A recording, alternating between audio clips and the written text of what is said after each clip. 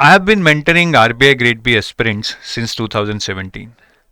Paper उस time पे relatively काफ़ी आसान आता था, हालांकि तब वो भी मुश्किल लगता था, but if you compare that paper with today's paper I would say it has evolved a lot.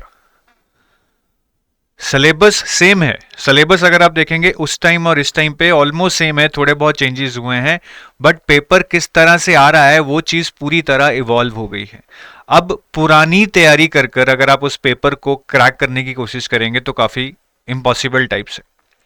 तो पेपर में क्या चीज़ें इवॉल्व हुई हैं और उन चीज़ों के लिए हमें कैसे अपने आप को रीइन्वेंट करना है, नए तरीके से तैयारी करनी है, वो हम इस वीडियो में डिस्कस करेंगे. ध्यान से सुनिएगा, बिकॉज मैं इतना ज़रूर जानता हूं कि पढ़ने में आप कोई कमी नहीं रखते हैं, बट दिक्कत वहीं आती है कि जब हम स्ट्रैटेजिक डायरेक्शनल तैयारी नहीं करते हैं, कुछ और ही पढ़े जा रहे हैं, एग्ज़ाम की नीड के अनुसार नहीं है, एग्ज़ाम जिस तरह से इवॉल्व हुआ है उसके अकॉर्डिंग नहीं है, तो हम पढ़कर भी एग्ज़ाम नहीं क्लियर कर पाते. शुरू करने से पहले I would like to tell you about the never before offer that is running right now. This is valid till 6th of August. Right, this has been extended. ये 6th of August तक अब valid है, where you can save up to 80% on different courses. अगर मैं regulatory bodies की बात करूं, so here we are offering 74% off. आप कोई भी रेगुलेटरी बॉडी का कोर्स ले लीजिए, आरबीआई, इफ्सका, सेबी, इरडाई, नबार्ड, पीएफआरडीए, कोई भी कॉम्बो, उस पे आपको कोड लगाना है 1 टाइम 74. कोड क्या लगाना है? 1 time 74 to avail this 74% discount on the regulatory bodies domain. ठीक है, तो डिस्क्रिप्शन में लिंक दिए गए हैं, वहां पे जाकर आप ये कूपन कोड लगा सकते हैं. Your time is now. अभी बहुत सारी नोटिफिकेशंस आने वाली हैं. पीएफआरडी आ चुका है, इफ्सका, आरबीआई, नबार्ड, इरडाई, ये सारी एक्सपेक्टेड हैं with in next 50 to 60 days. चलिए, तो 2017 से चलते चलते हम 2025 में आ गए हैं. What has changed? अगर मैं पैटर्न, वैकेंसीज और क्राइटेरिया के बेस पे देखूं तो सीट्स में बहुत परिवर्तन आया है. Earlier it used to be 100, 120, 130 seats. Then starting 2021 there were more than 200 seats for 3 consecutive years, around about that. फिर 2024 में सीट्स एकदम कम होके 66 रहेगी, और अभी यही अनुमान लगाया जा रहा है कि अगले 1-2 साल सीट्स कम ही आने वाली हैं, क्योंकि ग्रेड ए की वैकेंसी आएगी. एग्जाम पैटर्न में जो 2 मेजर चेंजेस हुए हैं, एक तो एग्जाम को 2021 में डिस्क्रिप्टिव बना दिया गया था, ये एक मेजर चेंज था, और इंटरव्यू की वेटेज 75 कर दी गई थी 50 से. तो अभी इंटरव्यू का वेटेज 75 है, which is 20% of your overall marks. ये काफी ज्यादा है मेरे हिसाब से, यूपीएससी में भी इतना नहीं होता है.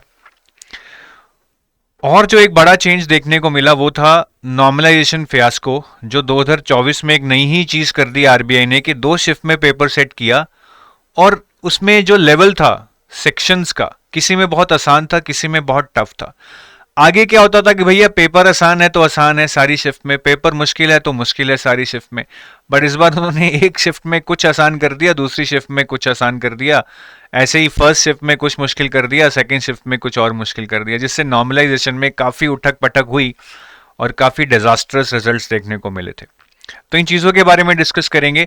बाकी एग्जाम किस तरह से इवॉल्व हुआ है, मतलब किस तरह के क्वेश्चंस पूछे जा रहे हैं, किन एरियाज से क्वेश्चन पूछे जा रहे हैं, तो मैं बोलूंगा कि फेज 1 में एक्यूरेसी पे ज़्यादा ध्यान देने की ज़रूरत है वर्सेस अटेम्प्ट, इसके बारे में बात करेंगे. जीए में कंप्लीट रिवैम्प हो चुका है, हर साल सिचुएशन चेंज हो रही है और एक पर्टिकुलर ट्रेंड में जा रही है. फेज 2 बहुत डायनेमिक हो गया है, करंट अफेयर्स बहुत डोमिनेट कर रहे हैं, और डिस्क्रिप्टिव इज मोर एनालिटिकल और ओपिनियन बेस्ड नाउ. अभी भी स्टैटिक क्वेश्चंस आते हैं, बट इसमें भी चेंजेस हैं. तो ये सारी चीजें हम एक एक करके डिस्कस करेंगे, और इनका ओवरऑल इम्पैक्ट मेरा स्टडी मटेरियल पे, मेरा माइंडसेट पे, या मेरे रिसोर्सेज पे क्या होगा वो भी हम डिस्कस करेंगे. तो सबसे पहले हम सीट्स से शुरू करते हैं. देखिए, इसमें कोई भी डाउट नहीं है कि जब नंबर ऑफ सीट्स कम होती हैं तब हमें मोटिवेशन नहीं रहती है. हम ये सोचते हैं कि यार मेरा कहाँ ही होगा, मैं पढ़ के इतना टाइम भी लगाऊंगा और मेरा सिलेक्शन नहीं हुआ तो बड़ा दुख होगा. मन में ये सिचुएशन आती है, हम अंदर ही अपनी सिलेक्शन को मार लेते हैं, पढ़ाई करके तो हम सिलेक्शन क्या ही लेंगे.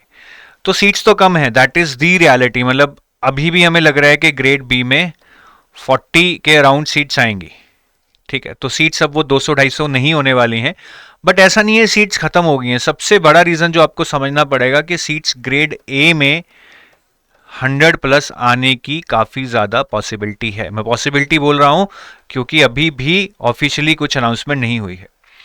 But this is about grade A, which is about to happen first time. We don't know what would be the exact syllabus or pattern, but there are other exams जिनके बारे में हम जानते हैं, जिनका आरबीआई से बहुत ज्यादा सिलेबस ओवरलैप है, ठीक है। जैसे कि आप अगर आरबीआई से मिलते जुलते एग्जाम लेंगे तो नबार्ड और IRDAI, they are almost having the same syllabus as RBI. मैंने इस पे और बहुत सारी वीडियोस बनाई हैं, इनमें भी अराउंड 50-60 सीट्स दोनों में हर साल आ रही हैं।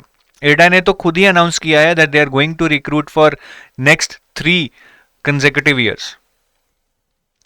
एक और बंच ऑफ एग्जाम्स है जिसको मैं सेबी, पीएफआरडीए, इफ्सका, एनपीएस बोलूंगा। इनमें भी काफी ज्यादा सिलेबस ओवरलैप है आपस में, अगर देखा जाए ऑलमोस्ट 80% टू 90% सिलेबस ओवरलैप है इनका। अगर इनसे सिलेबस देखा जाए आरबीआई, नबार्ड, इरडाई से, वो भी अराउंड 30 टू 40% सिलेबस ओवरलैप है। इनमें भी अच्छी खासी सीट्स हैं। इनफैक्ट पीएफआरडीए में इस साल 30 सीट्स आई हैं, हर 1-2 साल में एग्जाम ये आता है। इफ्सका और सिड भी ये तो रेगुलर ही हो चुके हैं अब एक तरह से, दोनों को काफी ज्यादा रिक्वायरमेंट है।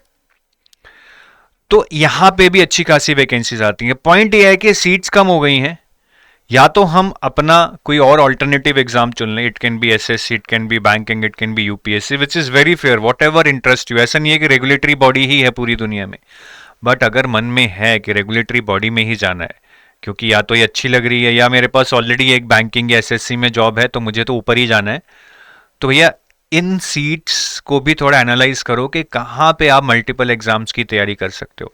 तैयारी अब सिर्फ आरबीआई की नहीं करनी है, तैयारी करनी है रेगुलेटर बनने की। ये अपने जहन में डाल लो कि तैयारी आरबीआई की नहीं, रेगुलेटर बनने की तैयारी है, जिसमें मुझे मल्टीपल एग्जाम्स के लिए अपीयर होना ही पड़ेगा to give me a good chance. क्योंकि जब तक मैं 150-200 सीट के लिए कंपीट नहीं करूंगा, I might not have luck on my side, I can just say that. दूसरा मेजर चेंज जो एग्जाम पैटर्न में हमने बात की वो था कि भैया डिस्क्रिप्टिव को इंट्रोड्यूस किया गया और इंटरव्यू वेटेज जो कि एग्जाम पैटर्न का ही बात है बढ़ा दी गई, 75 मार्क्स कर दी गई। ये भी बहुत बड़े चेंज थे।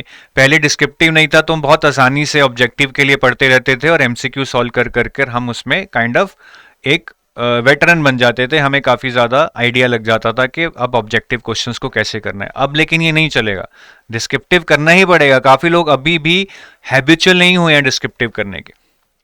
और डिस्क्रिप्टिव राइटिंग में आप जितना मर्जी फैला लो, 2 ही चीज़ें इंपॉर्टेंट हैं, कंटेंट और स्ट्रक्चर। कंटेंट अच्छा हो और एक अच्छे स्ट्रक्चर में लिखा हो so that it is making sense to the reader.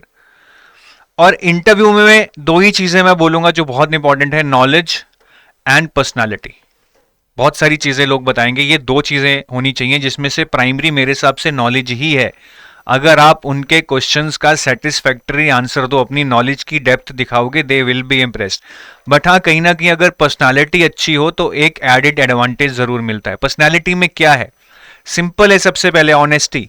अगर आप उनको कुछ ऐसे होशियार बनने की कोशिश करोगे उनके सामने तो पकड़े जाओगे, वो नहीं करनी है। थोड़ा सा फेस पे स्माइल होना चाहिए यार, थोड़ा सा, मतलब ऐसा नहीं लगना चाहिए कि जैसे मैं अब वीडियो बहुत सीरियस होकर बना रहा हूँ, but right now I have a smile on your face, on my face. तो थोड़ा सा अगर स्माइल होगी तो एक थोड़ा सा कामनेस रहता है। और कम्युनिकेशन, मैं ये नहीं कह रहा कि अच्छे अच्छे इंग्लिश के वर्ड्स यूज करो या बहुत फ्लुएंट होनी चाहिए। Communication should be to the point, compact.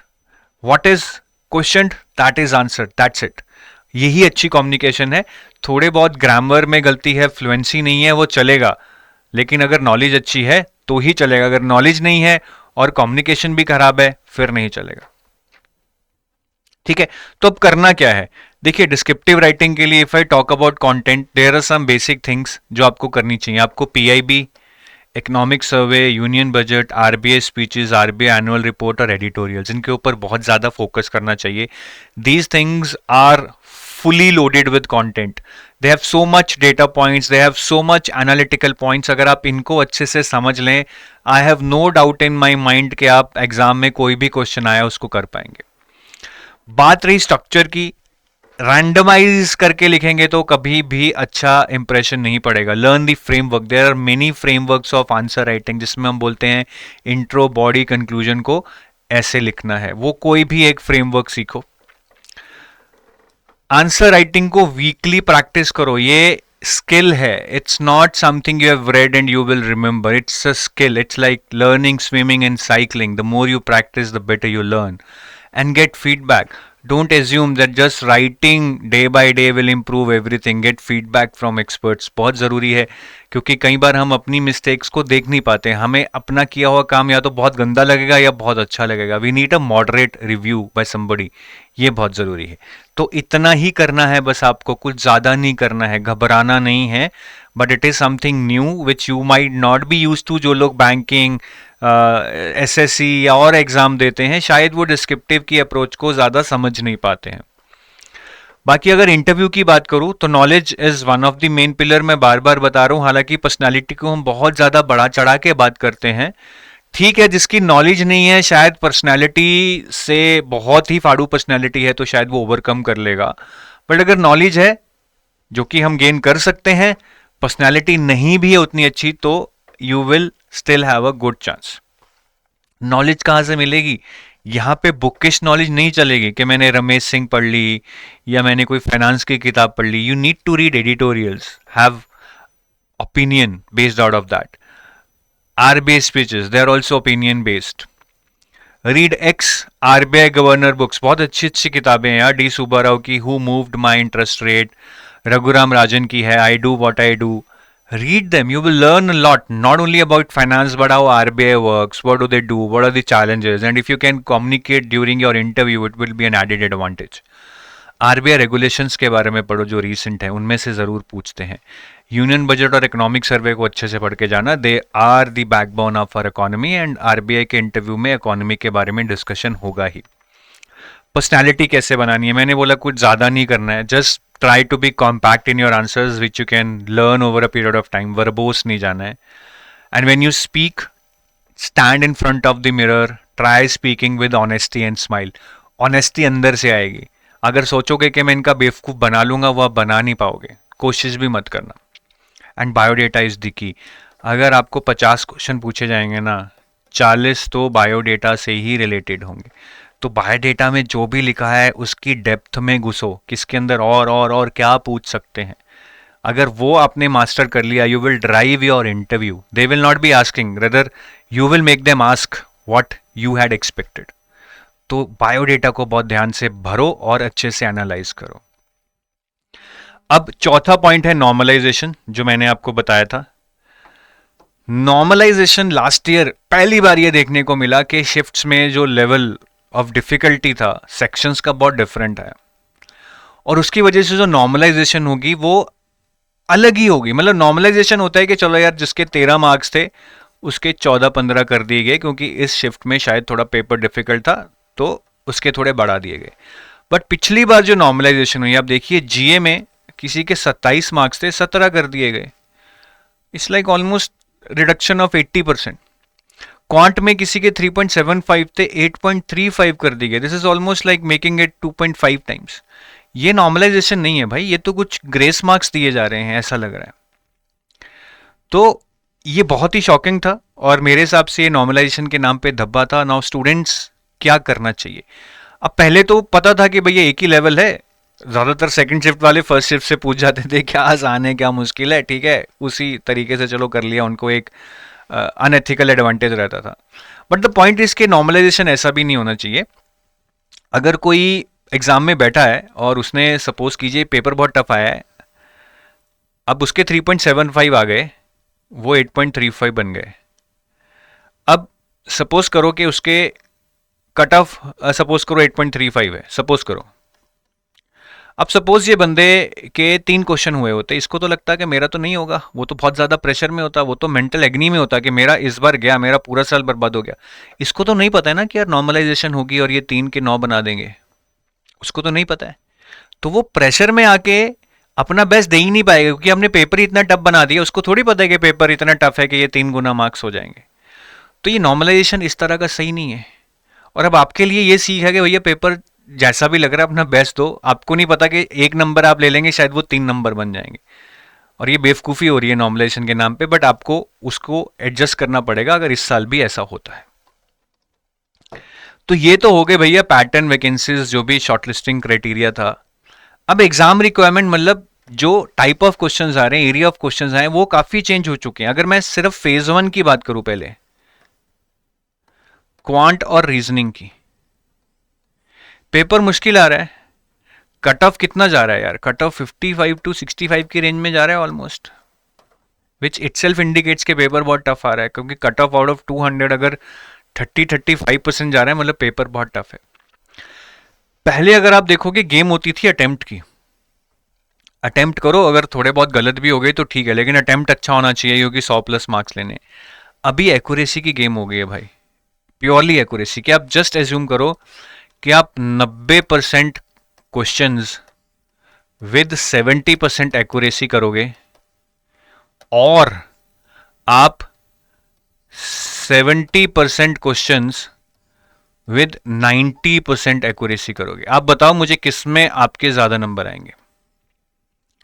90% questions with 70% accuracy और 70% क्वेश्चंस विद 90% एक्यूरेसी, आप किसको ज्यादा करना चाहेंगे? कहां आपके ज्यादा मार्क्स आएंगे? आप खुद कैलकुलेट करो और देखो। अगर ये नहीं कैलकुलेट हो रहा है तो भैया मतलब क्वांट में आपके बुरे हाल हैं, फिर आपको कुछ करना पड़ेगा। तो एक्यूरेसी पे हमें फोकस करना है। वो दिन गए कि अटेम्प्ट बढ़ाना है, कम कर लो लेकिन ठीक करो। एटलीस्ट क्वांट, रीजनिंग, जीए, इनमें तो गलत नहीं होना चाहिए भाई। आंसर पता है तो पता है, नहीं पता है तो नहीं पता है। जीए सेक्शन कंप्लीट रिवैम्प। मुझे याद है 2021 तक भी क्या होता था कि जीए में एक मिसलेनियस जीए करके आती थी, sports, awards, obituaries, defence and exercises, summits, conferences, जिसमें से अराउंड 40 क्वेश्चंस आते थे। 40। अभी ये सिर्फ 15 नंबर का रह गया है। अदर एरियाज में से 60 टू 65 नंबर का आ रहा है। RBI notifications, reports, schemes, ESI and finance current affair. RBI notifications का वेटेज बढ़ता ही जा रहा है। ये पहले 3-4 नंबर होता था, बढ़ते बढ़ते बढ़ते ये 20 पे पहुंच गए। इस साल और बढ़ेगा, मैं बता रहा हूँ। फाइनेंस करंट अफेयर्स का भी अच्छा वेटेज है। अगर आप इन दोनों का देखोगे, this is like 30 marks out of 80, which is near about 40%। मतलब 40% आपको फाइनेंस या आरबीआई रिलेटेड करंट अफेयर्स ही आ रहे हैं, which is the core domain of this exam. तो हमें इन एरियाज को बहुत अच्छे से करना है। स्कीम्स और रिपोर्ट्स को तो हम करते ही आए हैं, ये भी हम करते आए हैं, बट ये एक बड़ा चेंज है आरबीआई नोटिफिकेशंस, और ये हर साल बढ़ रहा है।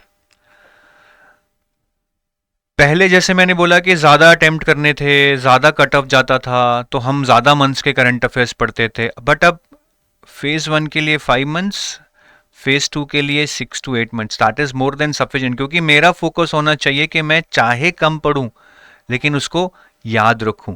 तो रिवीजन और ज़्यादा इंपॉर्टेंट हो जाती है। मैं बोलूँगा 80% ही कवर कर लो, लेकिन रिवाइज 2 टाइम्स। इन डेप्थ में आ रहे हैं, सिर्फ ऊपर ऊपर से एक बार पढ़ लिया और बहुत ज़्यादा पढ़ लिया, that will not help. That will not help you to solve questions by recalling what you had read, जब तक आप उसको बार बार रिवाइज नहीं करोगे, क्योंकि क्वेश्चंस डेटा बेस्ड और इन डेप्थ आ रहे हैं। और क्योंकि अगेन मुझे एक्यूरेसी पे फोकस करना है, क्वेश्चंस इन डेप्थ आ रहे हैं, मैं एक ही सोर्स पकड़ के चलूं, रैंडम नहीं कि कोई कुछ कहाँ से पढ़ लिया, कोई कुछ कहाँ से पढ़ लिया। एक सोर्स पढ़ो या फिर 1.5 सोर्स पढ़ लो, जिसमें मैं क्या करूँगा, मैं एक सोर्स को मेन सोर्स मानूंगा, एक और सोर्स ले लूँगा जहाँ से सिर्फ एमसीक्यूज करूँगा, so that will become overall my 1 + 0.5, that is 1.5 source. ये मैं काफ़ी सालों से ही बोल रहा हूँ वैसे तो, कि आप सोर्स मल्टीपल मत लो, but over the last 2 years it has become very very important कि अब तो गले में फंदा लेने की बात आ गई अगर आप 2 सोर्सेज फॉलो कर रहे हो। अब ये एडवाइस नहीं है, ये मस्ट टू डू चीज है कि एक ही सोर्स फॉलो करो और उसको एटलीस्ट 2 बार रिवाइज करो। फेज 2 बहुत डायनेमिक हो गया। अगर मैं ऑब्जेक्टिव की बात करूं, फाइनेंस जो कि आपका 50 नंबर का आता है, पहले उसमें 17-18 या 15 नंबर के करंट अफेयर्स आते थे, अब अराउंड 25 नंबर के करंट अफेयर आते हैं। फाइनेंस एक्चुअली अगर मैं ऑब्जेक्टिव की बात करूं तो 25 नंबर का आता है, क्योंकि 25 नंबर का तो मैनेजमेंट आएगा। ठीक है,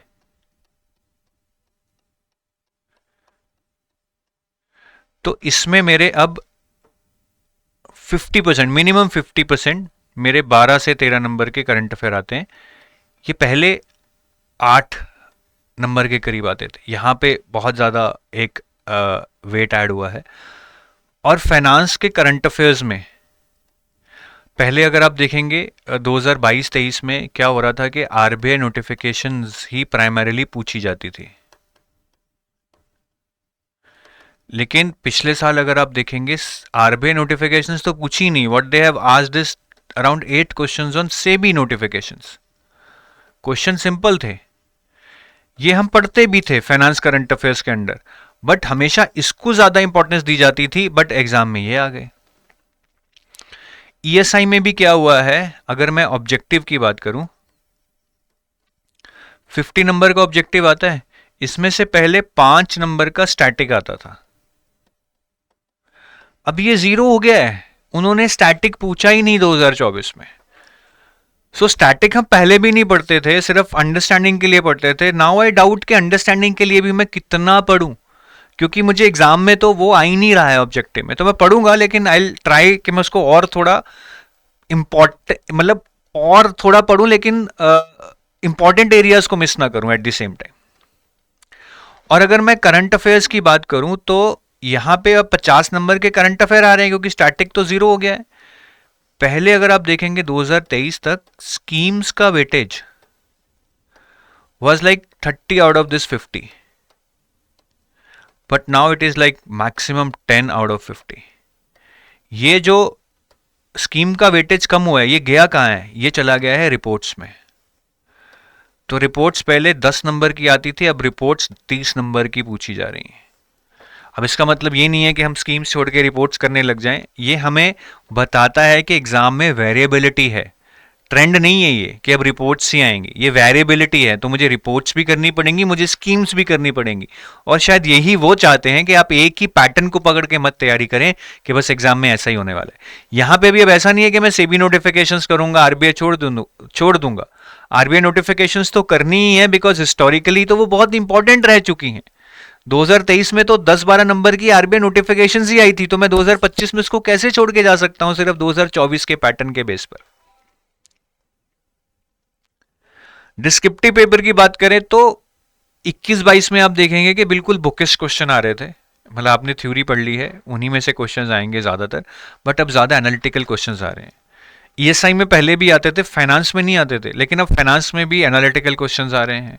जैसे कि लास्ट ईयर क्वेश्चन आया था, what is the difference between value investing and growth investing. आसान नहीं है ये किसी बुक में नहीं मिलेगा आपको, जो बेसिक किताबें उनमें नहीं मिलेगा।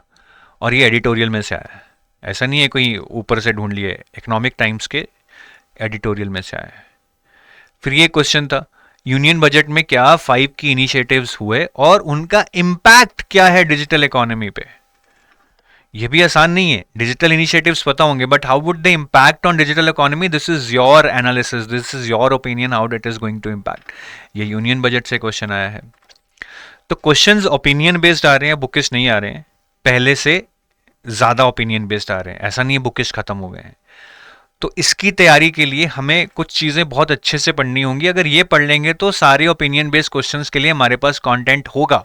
एडिटोरियल्स को पढ़ो, किसमें पढ़ो, 2 न्यूज़पेपर पकड़ लो, हिंदू और live mint. RBI annual report, financial stability report, trends and progress in banking industry report, currency and finance report. ये 4 रिपोर्ट है आरबीआई की, जो यहाँ पे नंबर 2, 3, 4, 5 पे लिखी है, बहुत अच्छे से पढ़नी है। यूनियन बजट और इकोनॉमिक सर्वे बहुत अच्छे से पढ़ना है। World development report by world bank और world economic outlook by IMF, ये बहुत अच्छे से, अगर आपने 8 पढ़ लिए ना, ये there is a good chance के एग्जाम में कितना भी ओपिनियन बेस्ड क्वेश्चन आएगा आप कर लोगे। अब बहुत ही स्पेसिफिक क्वेश्चन आ गया कि इंडिया एम्प्लॉयमेंट रिपोर्ट पे क्वेश्चन है, उसके बारे में लिखो, तब तो आपको उसके बारे में पता होना चाहिए। बट इनमें से काफी क्वेश्चन अटकते हैं, तो ये चीज आप जरूर पढ़ लेना। अब सिर्फ बुकिश चीज पढ़ के अगर जाओगे, जैसे 2022 या 23 में गए होगे कि सिर्फ बुकिश बुकिश पढ़ लो और उससे ही लिख देंगे, वो नहीं चलने वाला है। और ये जो मैंने बताया कि ये जो चीजें चेंज हुई हैं, इससे कहीं ना कहीं इम्पैक्ट हमारे स्टडी मटेरियल पे, हमारे प्रिपरेशन माइंडसेट पे और हमारी टाइमलाइंस पे भी पड़ता है, मैं बोलूंगा। स्टडी मटेरियल की बात करें तो ठीक है, हम बुक्स पहले से पढ़ते थे, चलो हम मैगजीन्स पहले से पढ़ रहे हैं, बट मतलब एक तरह से न्यूज़पेपर, खास करके editorial section, that is no more optional, वो आपको पढ़ना ही चाहिए। इंटरव्यू में भी वो बहुत काम आएगा, और in fact that should be a habit for you now if you want to become RBI grade B officer. RBI में जाके भी पढ़ना पड़ेगा। पीएबी और आरबीआई वेबसाइट बहुत इंपॉर्टेंट है, बट शायद आप अगर क्यूरेटेड मैगजीन्स पढ़ रहे हैं उसमें से आपका कवर हो जाएगा। प्रिपरेशन माइंडसेट भी चेंज करना पड़ेगा। पहले क्या था, study hard, cover the breadth, हो जाएगा, पेपर मैनेजेबल था। But right now I would say, क्योंकि करंट अफेयर्स का वेटेज बढ़ता जा रहा है and they are like vast ocean, you have to study smart with a strategy that what is important, what is not, where there is more probability, you should focus on that and you should consistently revise that. There are a lot of instances वहाँ people पढ़ के गए हैं, exam में भूल गए हैं क्योंकि रिवीजन नहीं की थी। तो आई रिपीट अगेन, 80% भी कवर हो रहा है तो बहुत है, लेकिन 2 बार रिवाइज कर लो, बहुत बहुत ज़रूरी है। और टाइमलाइन, अब कभी भी मैं देखता हूँ काफ़ी लोग कि सर अभी फेज़ 1 कर लेता हूँ, फिर फेज़ 2 करूँगा, इंटरव्यू तो बाद में करेंगे। As a dedicated aspirant, if this is your major goal, I would say it has to be an integrated preparation right from day 1। Integrated में आप प्रीलिम्स, मेंस, इंटरव्यू शुरू से ही करेंगे। ऐसा नहीं कि अभी प्रीलिम्स है तो बस प्रीलिम्स पे जोर दे दिया है, मेंस का बाद में देखेंगे, फिर मेंस आ गया है तो बस फिर मेंस पे ही जोर चल रहा है, पता नहीं इंटरव्यू आ गया तो देखेंगे क्या करना है। डे 1 से it should be an integrated preparation with focus on all the 3 areas. हाँ, फेज 1 है, 20 दिन पहले I just focus on phase 1, may be phase 2 है तो 20 दिन पहले I just focus on phase 2, but otherwise it should be an integrated preparation जहाँ पे आप टाइम अपना डेली या वीकली डिवाइड कर रहे हैं over the course of 3 phases. क्योंकि एक भी फेज में झटका लग गया तो बात खत्म है। और इंटरव्यू में मार्क्स तो इंक्रीज हुए ही हैं 75, अब जो मार्क्स देने का पैटर्न है वो भी चेंज हो गया। पहले एक बेसिक मार्क्स दे ही देते थे कि चलो 75 में से 30-40 तो दे दो, अभी बहुत सारे लोगों को 20-22 इनफैक्ट 10 तक भी मार्क्स मिल रहे हैं आउट ऑफ 75। तो इतने मार्क्स लेके तो सिलेक्शन हो ही नहीं सकता ना। इफ समबडी इज गेटिंग 50 और गेटिंग 10 तो बहुत ज्यादा डिफरेंस क्रिएट हो रहा है जो आप कभी भी कवर अप नहीं कर पाओगे। तो ये सारे चेंजेस को दिमाग में लेके चलो। It's like to be a horse and not a donkey in a race. It has to be a strategic preparation, measured preparation with all the inputs, with all the guidance, and then you take small steps, understand what is required. Once you understand it, you build the momentum and execute what you have understood. So अभी मैं आपको अपने courses के बारे में भी बता देता हूँ. If you go to our website edutap.in, वहाँ पे you will find RBI grade B courses. So we have 3 main courses. We have gold which is for phase 1, phase 2 and interview, that's a complete package. We have silver which is for phase 2 and interview. Phase 1 is not included in silver package, that is your quant, reasoning, English is not included in silver package. But the CA for phase 1 will be included in silver package because the CA of phase 1 and phase 2 overlap. So जब हम आपको silver में phase 2 के current affair देंगे तो phase 1 के भी मिल जाएंगे. And there is a test series which is a test series containing chapter wise questions, sectional tests, mock test. So if you are doing self preparation and you want to solve a lot of questions chapter wise of different subjects, you want to solve mock test, sectional test of QRE, descriptive test which are evaluated and feedback is given, then you can enroll for this test series. And before I leave, I want to remind you that there is a one-time offer running up which is valid till 6th August. The code is one time 74 to avail 74% discount on regulatory bodies. Regulatory body पे 80% नहीं है, 74% है and the code is 1 time 74 which is valid till 6th of August. Thank you. Bye bye.